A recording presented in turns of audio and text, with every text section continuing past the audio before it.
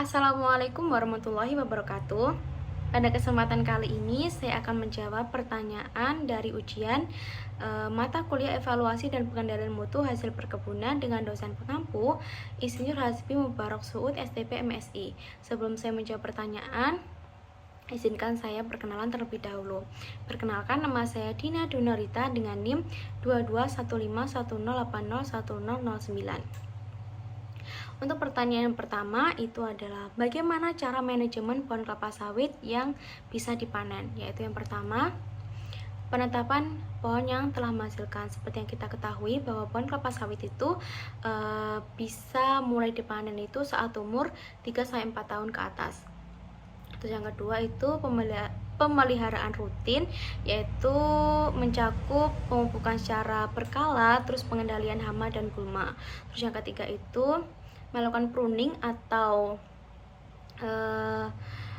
menghilangkan pelepah yang sudah tua atau rusak agar tidak dijadikan tempat tinggal oleh hama, dan juga sebagai mempermudah waktu pemanenan. Terus yang keempat itu melakukan pengamatan buah, yaitu bisa dilakukan dengan mengamati jumlah brondolan yang ada di sekitar piringan pohon kelapa sawit, dan juga bisa dilakukan dengan mengamati warna buahnya. Terus yang kelima itu pemanenan yang tepat itu biasanya dilakukan setiap 10-14 hari agar buah itu tidak terlalu matang dan tidak busuk pada pohon. Terus yang ketujuh itu menggunakan alat panen seperti dodos dan egrek, dimana dodos ini digunakan pada pohon kelapa sawit yang masih rendah, dan egrek ini digunakan untuk pohon kelapa sawit yang sudah tinggi. Untuk yang terakhir itu melakukan pencatatan pada pencatatan terhadap panen untuk menganalisis produktivitas pohon kelapa sawit dan sebagai efisiensi kerja.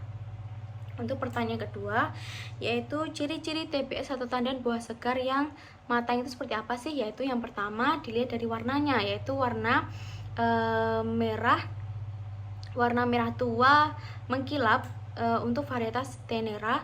Terus untuk brondolannya itu 5-10 yang lepas dari buah secara alami. Bisa dilihat di sekitar piringan pohon kelapa sawit, biasanya seperti itu.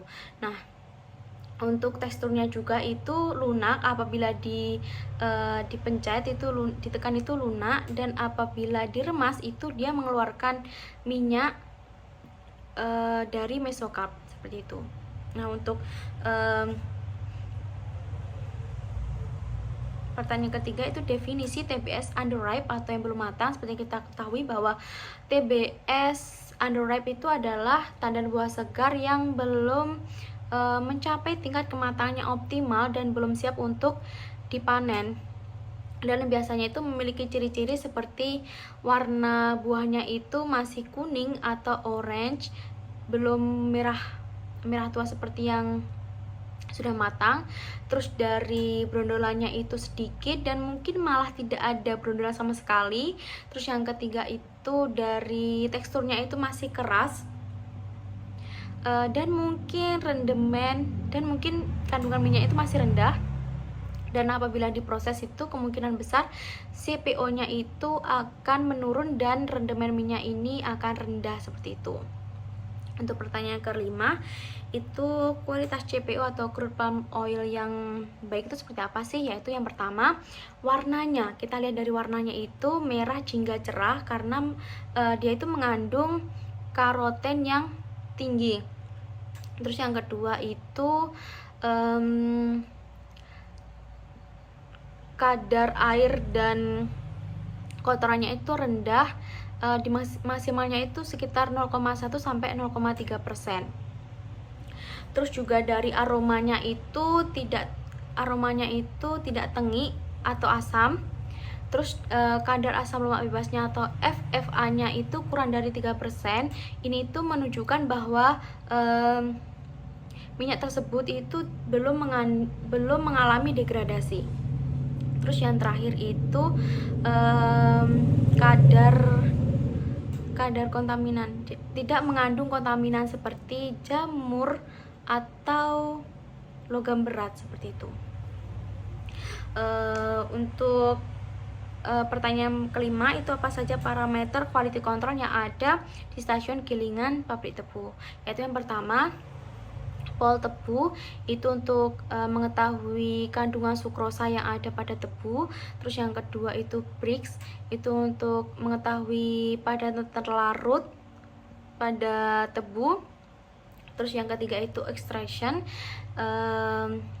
itu untuk mengetahui persentase gula yang dihasilkan dari tebu. Terus ada imbibition ratio, yaitu rasio air imbibition terhadap batang tebu, terhadap berat tebu.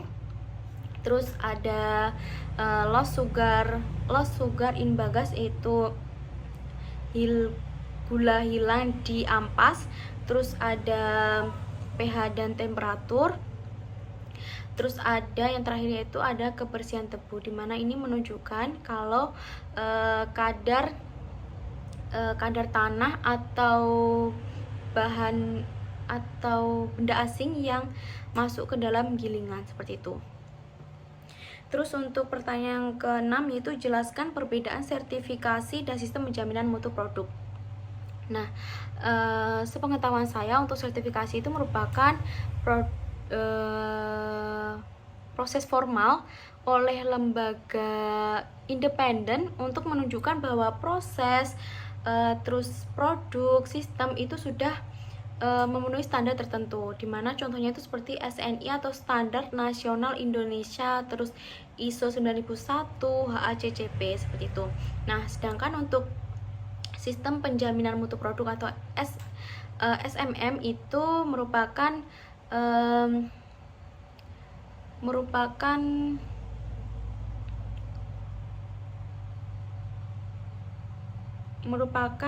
rangkaian kegiatan internal dan eksternal untuk menjamin konsistensi mutu dari hulu hingga hilir. Biasanya contohnya itu ada GAP atau GMP seperti itu. Nah, selanjutnya untuk pertanyaan ke-7 itu jelaskan mengenai tahapan penerapan sistem manajemen mutu produk. Yaitu yang pertama ada komitmen manajemen, di mana didukung oleh pemimpin atau owner perusahaan. Terus yang kedua itu mengidentifikasi kebutuhan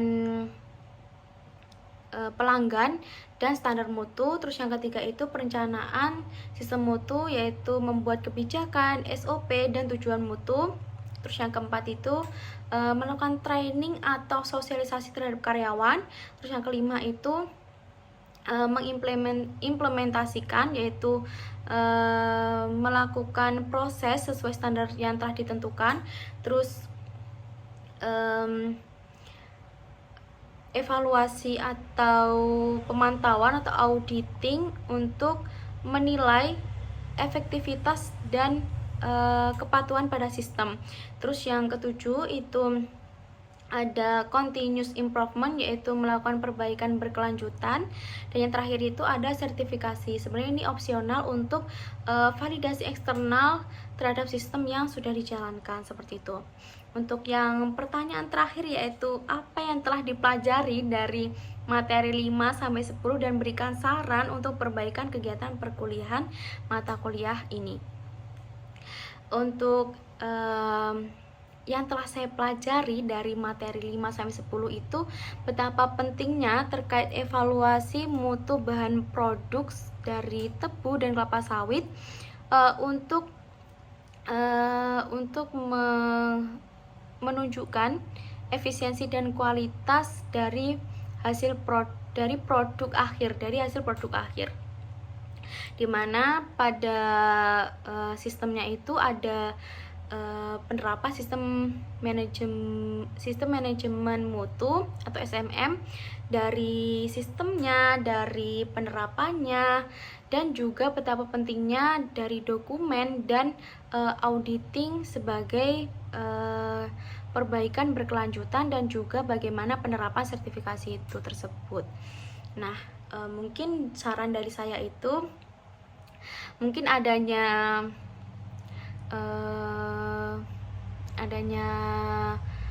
kunjungan lapang agar teori ini juga lebih mendalam.